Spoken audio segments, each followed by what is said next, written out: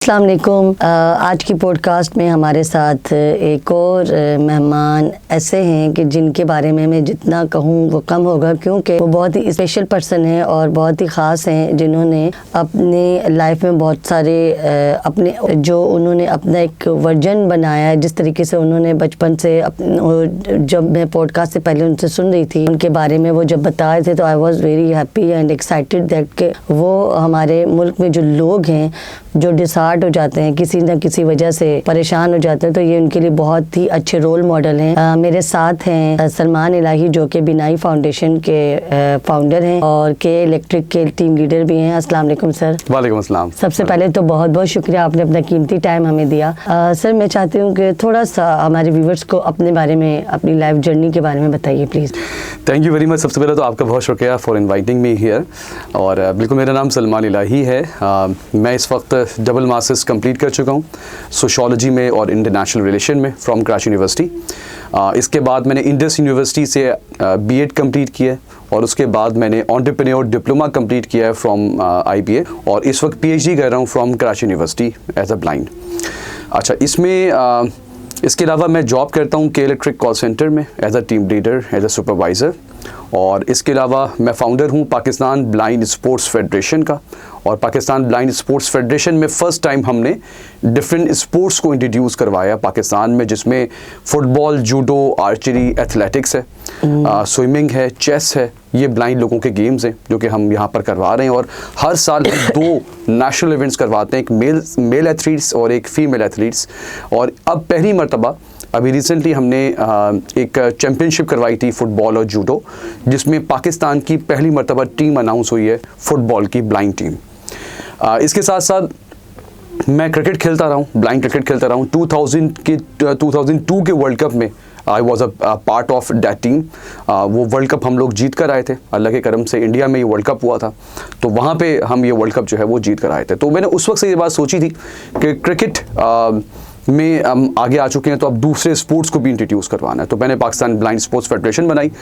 उसके बाद मैंने इस स्पोर्ट्स के दरमियान मैंने ये महसूस किया कि इन बच्चों को अगर स्किल्स दी जाएं, इनको स्किल्ड किया जाए, ग्रूम किया जाए, तो ये लोगों के शाना बशाना उनके साथ खड़े हो सकते हैं। बिल्कुल। और इनको अच्छी माशरे में एक जॉब मिल सकती है, इनको मकाम मिल सकता है। तो फिर मैंने बिनाई एजुकेशन फाउंडेशन का क़याम अमल में लेकर आया, और यहाँ पे हम लोग मेन 4 चीज़ों पे काम कर रहे हैं, जिसमें सबसे पहले skill development and vocational training पे काम कर रहे हैं, जिसमें ब्लाइंड बच्चों को computer courses, English language, cooking classes, stitching classes, इसके साथ साथ स्पोर्ट्स पे हम काम कर रहे हैं। इसके साथ साथ हम ब्रेल बुक्स बना रहे हैं और अवेयरनेस क्रिएट कर रहे हैं among the organisations, multinational companies, banking sectors, ये तमाम हम काम कर रहे हैं।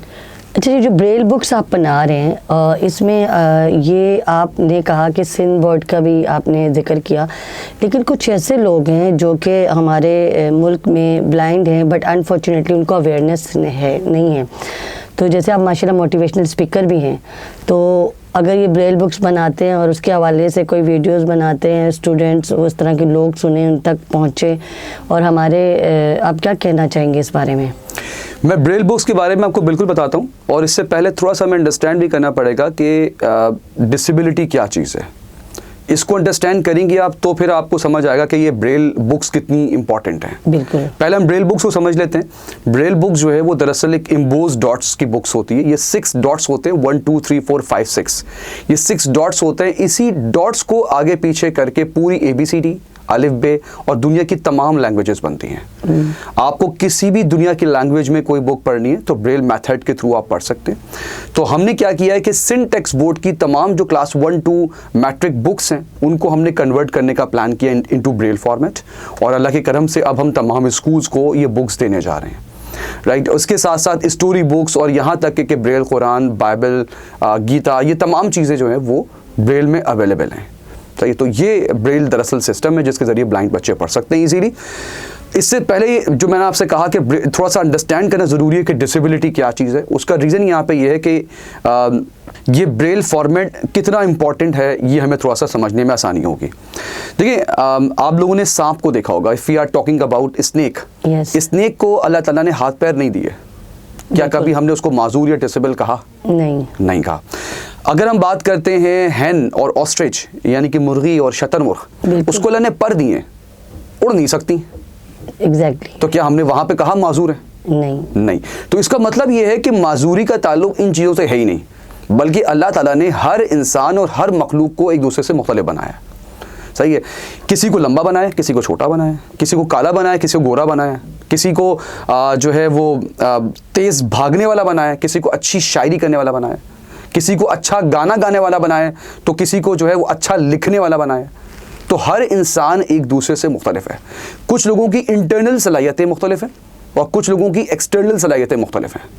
इंटरनल सलाहियतें जब मुख्तलिफ होती हैं तो हम बहुत ईजिली आज ये अंडरस्टैंड कर चुके हैं कि अगर एक शख्स अच्छी शायरी नहीं कर सकता तो ओके यार, कोई बात नहीं, दूसरा अच्छी शायरी करता होगा, इसके अंदर कोई और सलाहियत होगी। लेकिन जब हम ये सोचते हैं कि एक्सटर्नल डिफरेंसेस हैं तो हम वहाँ पर फ़ौरन माजूरी या डिसेबिलिटी का वर्ड लेकर आते हैं। सही है।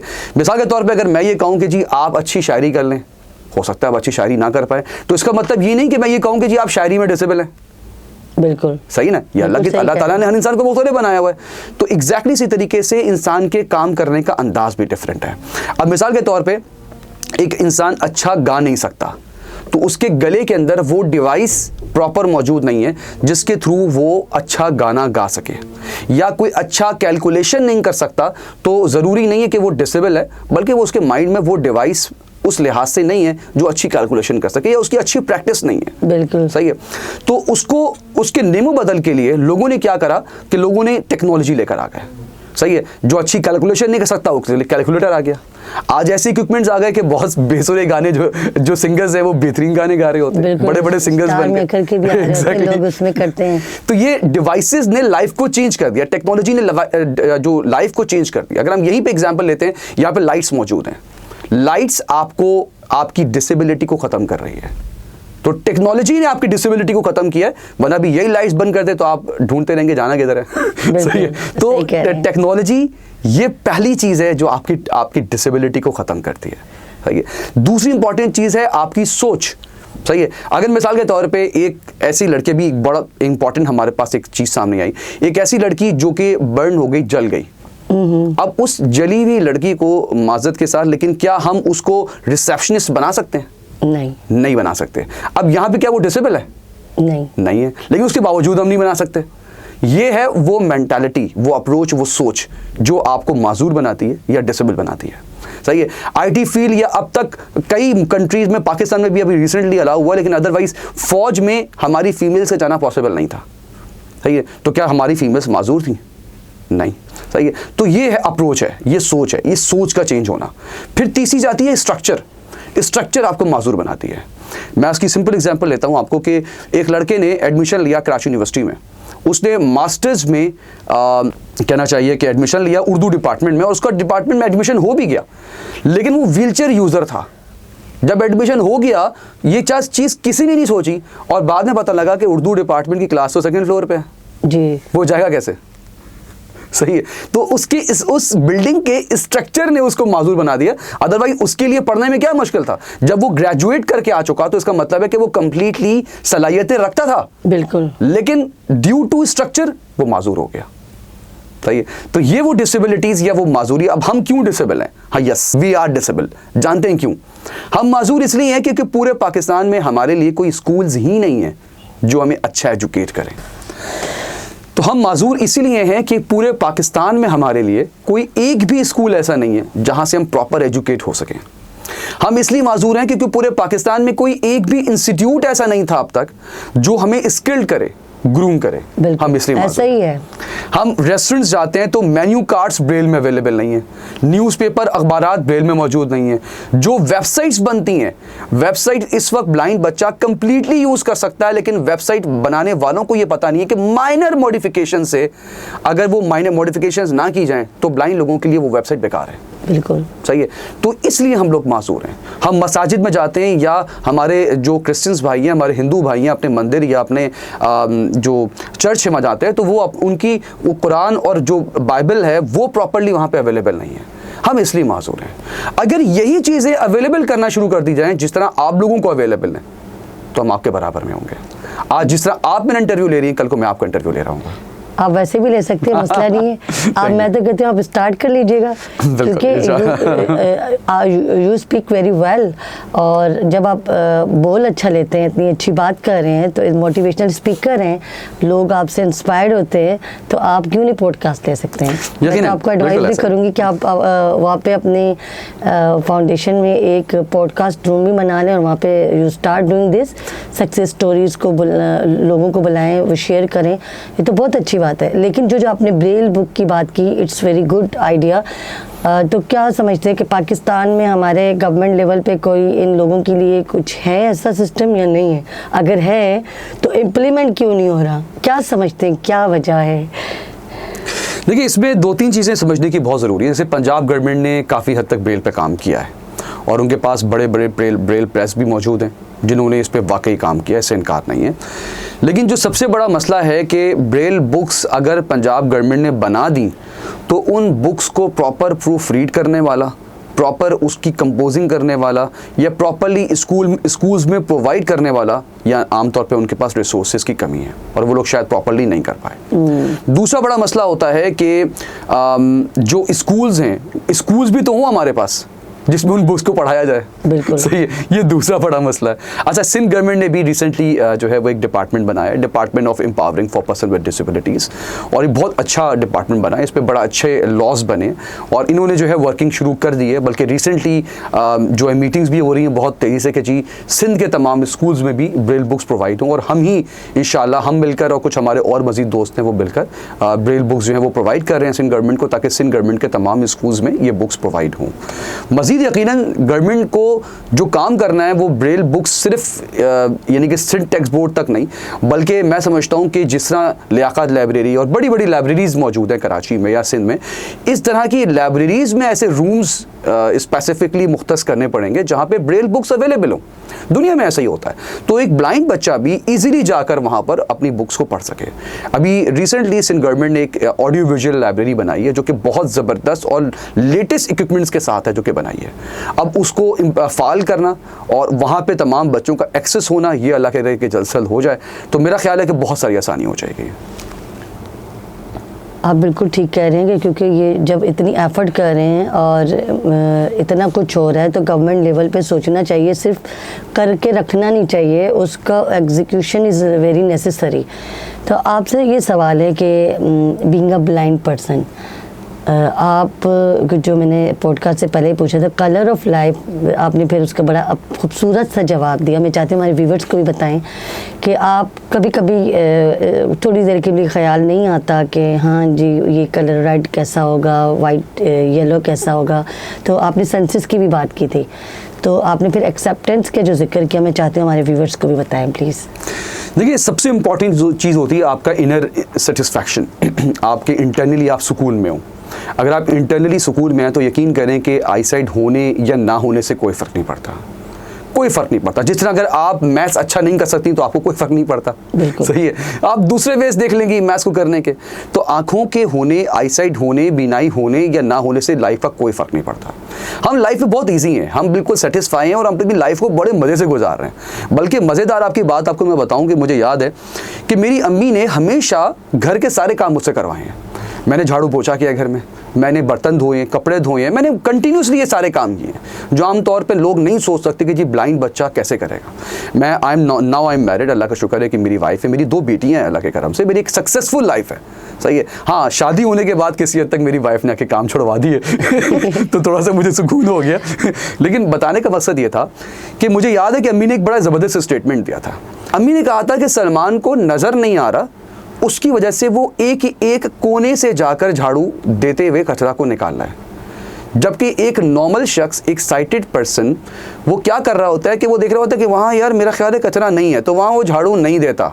जबकि बहुत सारी मिट्टी के ज़रात ऐसे होते हैं जो शायद दिखने में नज़र नहीं आ रहे होते, लेकिन जब आप वहाँ चलते हैं तो आपको पता लगता है कि नहीं यार ये गंदी है जगह। बिल्कुल। तो साइटेड पर्सन प्रॉपरली झाड़ू नहीं दे पाता और वो जो है अच्छी तरह कचरा हर कोने से नहीं निकाल पाता, क्योंकि वो देखने पे तवज्जो रख रहा होता है। हमें तो नज़र नहीं आ रहा, तो हम हर कोने से खुद ब खुद निकालते हैं। तो आपने ये सेंसेस वाली बात भी यही कही थी कि आप उसको यूज़ करें। अब देखिए सेंसेस पे क्या होता है। सेंसेस पे बहुत सिंपल चीज़ ये है कि एक शख्स जो देख रहा है ना, तो वो देखते हुए दूसरे सेंसेस को यूज़ नहीं करता। हम क्या होता है कि हम दूसरे अच्छा एक गलत कॉन्सेप्ट है कि जी शायद एक सेंस नहीं होता तो अल्लाह दूसरे सेंसेस दे देता है, ऐसा नहीं होता। सेंसेस सबके पास बराबर होते हैं, फ़र्क सिर्फ इतना होता है कि हम दूसरे सेंसेस को यूज़ करना शुरू कर देते हैं। एग्जाम्पल, एक शख्स मुझसे जब हाथ मिलाता है या आपके पास आपसे कोई आपकी फीमेल आके हाथ मिलाएगी, तो आप सिर्फ उसको नज़र उसके चेहरे पर रखेंगी कि ये कपड़े कौन से पहनी हुई है या ये किस किस्म का उसका चेहरा है, ताकि नेक्स्ट टाइम में इसको रिकग्नाइज कर सकूं। हम लोग क्योंकि देख नहीं रहे होते, तो हमारे सेंसेस फौरी तौर पे टचिंग यानी कि महसूस वाले जो सेंस है उस पर जाता है कि इसके हाथ का स्ट्रक्चर कैसा है, इसके हाथ के जो स्किन है उसका टेक्सचर कैसा है। जब नेक्स्ट टाइम एग्जैक्टली अब ये सेंस आप लोग यूज नहीं करेंगे, ऐसा नहीं है कि आपके पास है नहीं, आप लोग यूज नहीं करेंगे।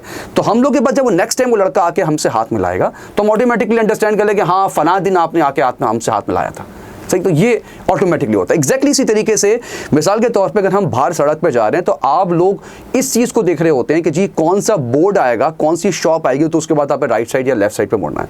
हम लोग ये देख रहे होते हैं कि सड़क पे कौन सा गड्ढा आया या कितने टर्न्स लिए, उसके बाद हमें मुड़ना है। तो ये ऑटोमेटिकली हम इस चीज़ पर जा रहे होते हैं। तो ये वो सेंसेस हैं जो हम लोग यूज़ कर रहे होते हैं। आप मिसाल के तौर पे अगर एक कमरे में यहाँ पर कोई हल्की सी टक की आवाज़ आएगी तो शायद आप इतनी तवज्जो इसलिए नहीं देंगे क्योंकि आप चीज़ों को देख रही है कि सब कुछ नॉर्मल चल रहा है। लेकिन अभी यही लाइट बंद हो जाए, बिल्कुल अंधेरा गुम हो जाए और टक की आवाज़ आएगी, तो आप ऑटोमेटिकली सोचना शुरू करेंगे कि आवाज़ कहाँ से आई।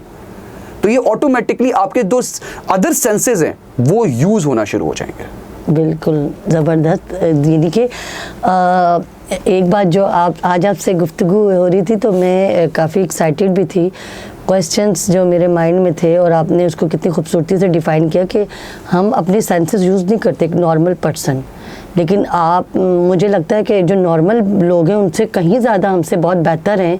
बिकॉज जब फील एंड टच और जो एहसास है, और आप लोग काइंडनेस भी बहुत ज़्यादा होगी आप लोगों में कि इस तरह की सिचुएशंस होती हैं। देखें कि कितनी अच्छी बात बताई सलमान भाई ने कि दे यूज़ देयर सेंसेस और उसमें सारी चीज़ों को महसूस करके वो बात कर रहे होते हैं।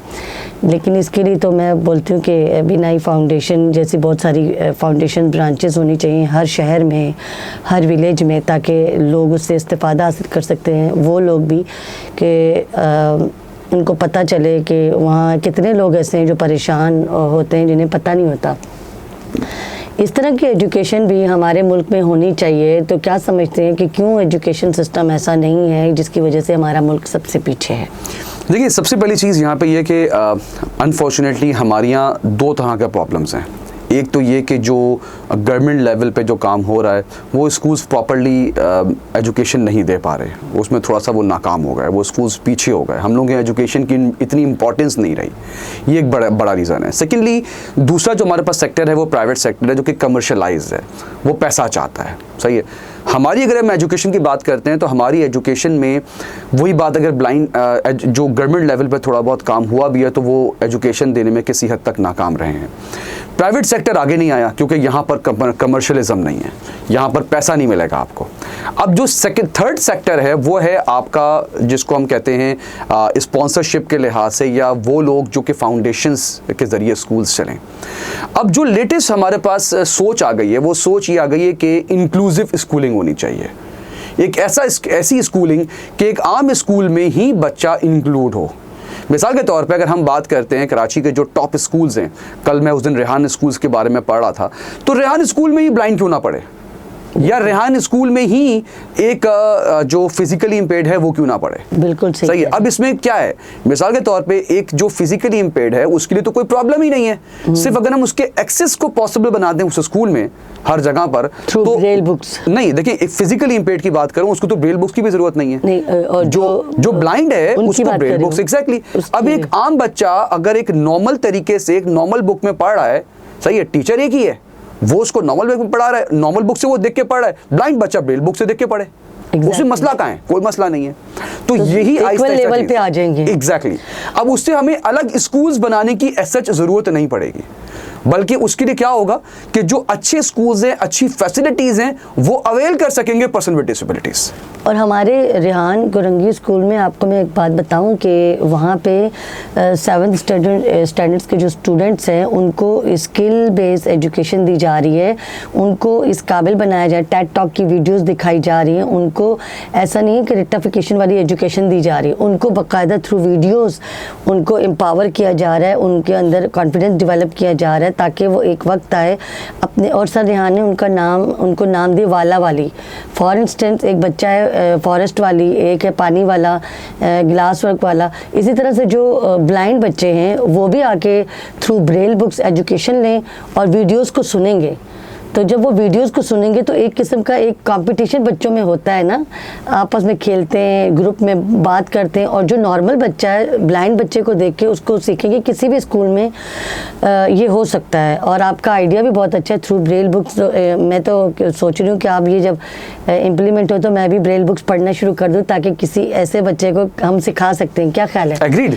ब्रेल बहुत आसान है और एक आम बंदा बहुत इजीली सीख सकता है, किसी किस्म का कोई, बस से फर्क क्या होगा कि हम उंगली से टच कर पढ़ेंगे, आप उसको देख के भी पढ़ सकती हैं। बिल्कुल, कोई इशू नहीं है। और जिस तरह डेफ एंड डम बच्चे होते हैं उनको देख के हम उनकी साइन लैंग्वेजेस आराम से कर लेते हैं, उनको बताते हैं, करते हैं। तो ये मुझे बताइए कि आप माशाल्लाह से ये कर रहे हैं तो काफ़ी लोग आपके साथ जुड़े भी होंगे इसमें, तो कहीं ना कहीं हर्डल्स आई होंगी आपकी लाइफ में? देखिए, सबसे पहली चीज़ ये कि मैंने मुख्तलिफ बैंकिंग सेक्टर्स, मल्टीनेशनल कंपनीज, हर जगह पे सबसे पहले मैंने अवेयरनेस देना शुरू करी about accessible environment, accessibility, disability, inclusive society.